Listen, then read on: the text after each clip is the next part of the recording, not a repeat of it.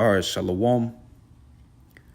First and foremost, I would like to give all praises and infinite glory to Yahweh, Bahashem, Yahweh Shai, Bahashem, Harakakwadash, and giving double honors to the apostles and elders of Great Millstone who rule and teach well, and peace and blessings to the elect of the nation of Israel, man.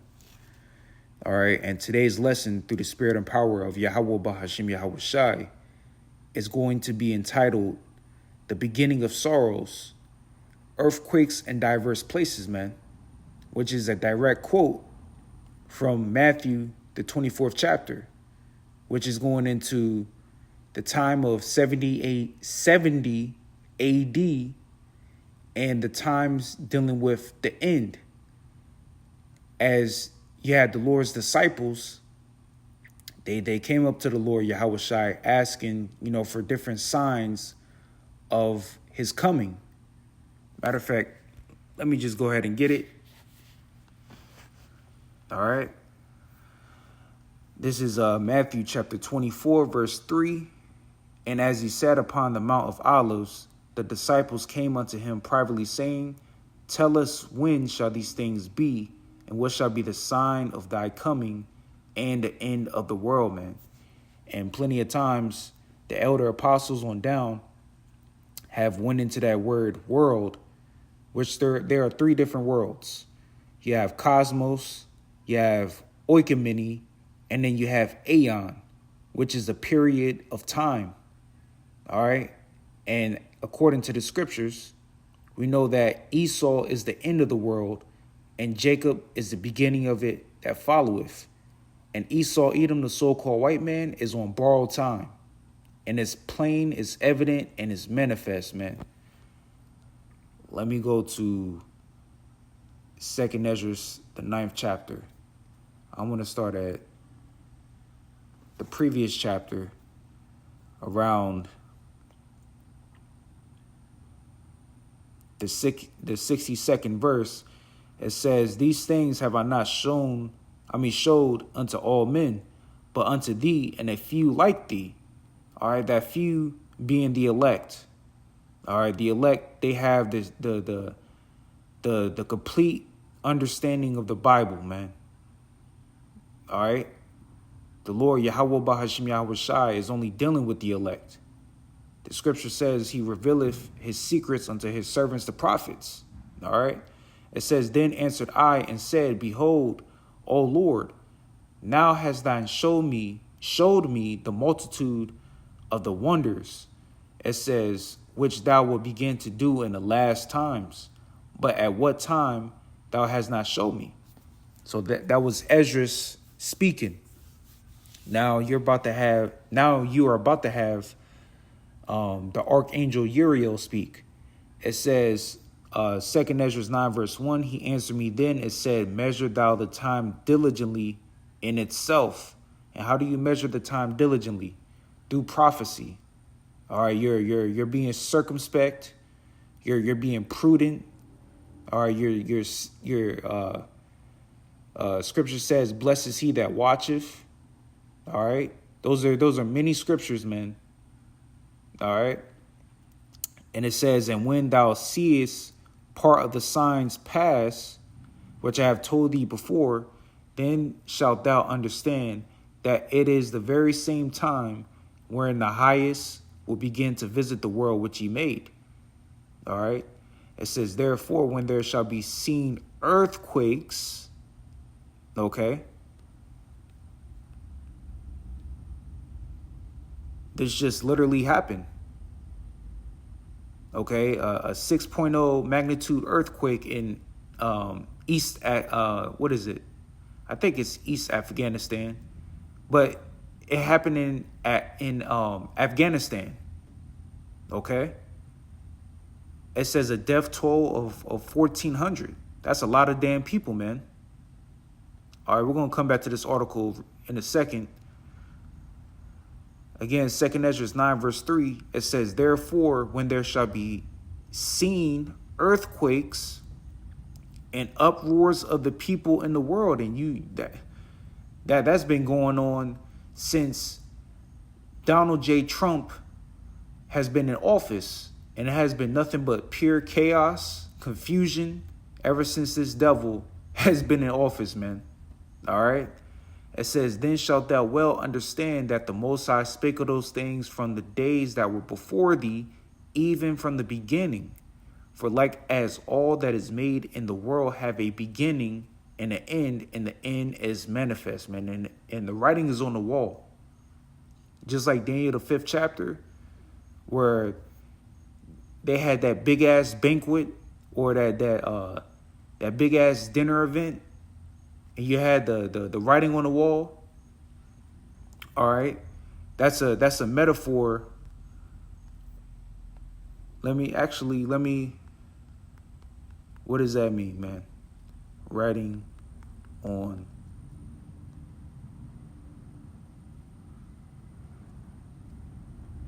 The writing is on the wall. It means there are clear signs that something unpleasant or unwelcome is going to happen, man. And what is that? And what is that talking about, man? The time of Jacob's trouble, man. All right, a time like never before. And you see the synonyms: omen, sign, forewarning, foreshadowing. Okay. You know, something unpleasant or unwelcome is going to happen. That's why you have the servants, the prophets on the highways and the byways continually, day in, day out, blowing the trumpet, man. Sounding the alarm of war, because we're not in a time of peace right now. Esau, Edom, the so-called white man, is sharpening his sword for you stiff-neck ass Israelites that don't want to get with the program. All right. The Lord is even giving different warnings, man. He's sending scourges, which, Lord's will, we're going to go ahead and get that precept as well. But that earthquake was a scourge. And what is a scourge? It's a whipping instrument, man. It's an instrument of punishment. All right.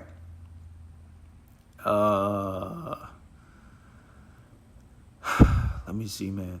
Verse 5 again. For like as all that is made in the world have a beginning and an end, and the end is manifest. Okay, so let's go back to Matthew 24, verse 6. And it says, and ye shall hear of wars and rumors of wars. See that ye be not troubled, for all these things must come to pass, but the end is not yet. For nation shall rise against nation, and kingdom against kingdom, and there shall be famines and pestilences and earthquakes in diverse places. All these are the beginning of sorrows. And Yahushua prophesied this 2,000 years ago, man, when he was on the scene. And you're beginning to see more and more by the day that these prophecies are what's the word, man? Coming to pass. Yahushua was breaking it down, like giving the disciples different signs to look out for. All right. Let me see. Scripture came to mind. Matthew 16?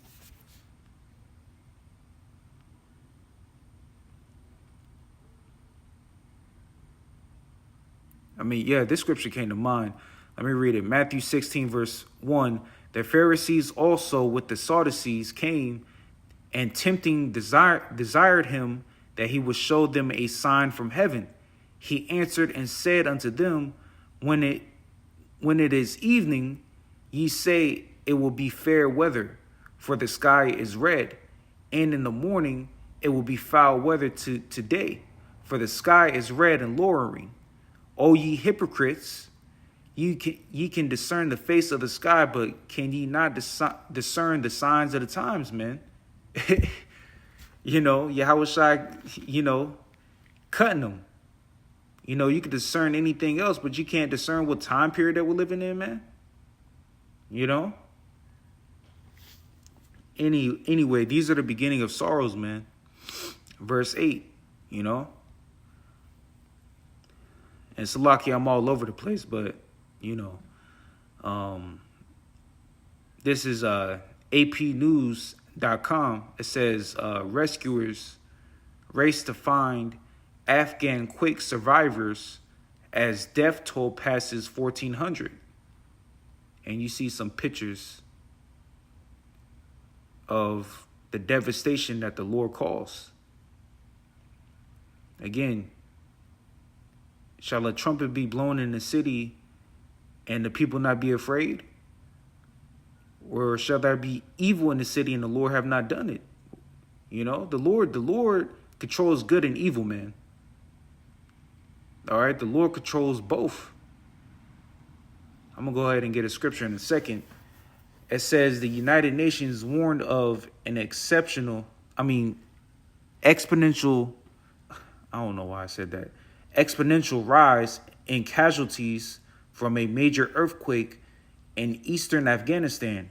As the Taliban said, the death toll passed 1,400 on Tuesday, with more than 3,000 people injured.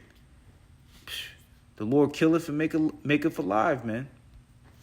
So now I want to go ahead and get that precept in Ecclesiasticus chapter 40, verse 9. Because when I read that word death toll, that this scripture popped up, it says death and bloodshed, strife and sword, calamities, disasters, okay, famine, tribulation, and the scourge. Again, the scourge is a whipping instrument. All right, and the Lord used the earthquake as that whipping instrument. It says these things are created for the wicked, and for their sakes came the flood. All right. Isaiah 29, verse 6, thou shalt be visited of the Lord Yahweh of hosts, which the Lord has many armies. The missiles, all right, Esau, Edom, the so-called white man, which is known as the sword. The Lord has the elements. All right, the Lord has angels and demons. The Lord has many armies, okay? It says with thunder and with earthquake and great noise, with storm and tempest and the flame of devouring, golly, Salakia, man, devouring fire. Damn, I completely butchered that word, but, you know, anyway, man.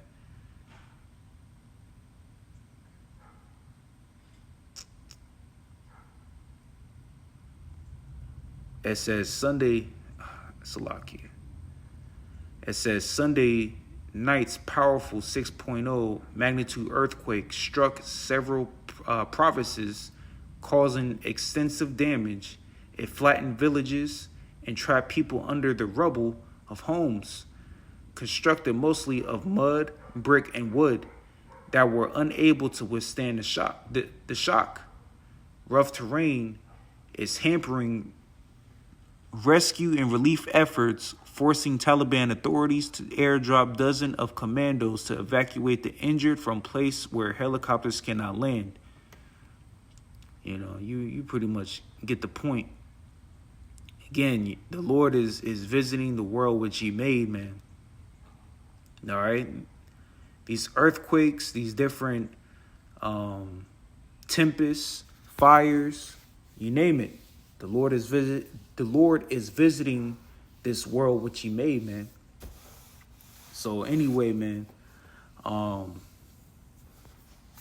actually, I'm gonna close out with this precept right here. I didn't mean to click that.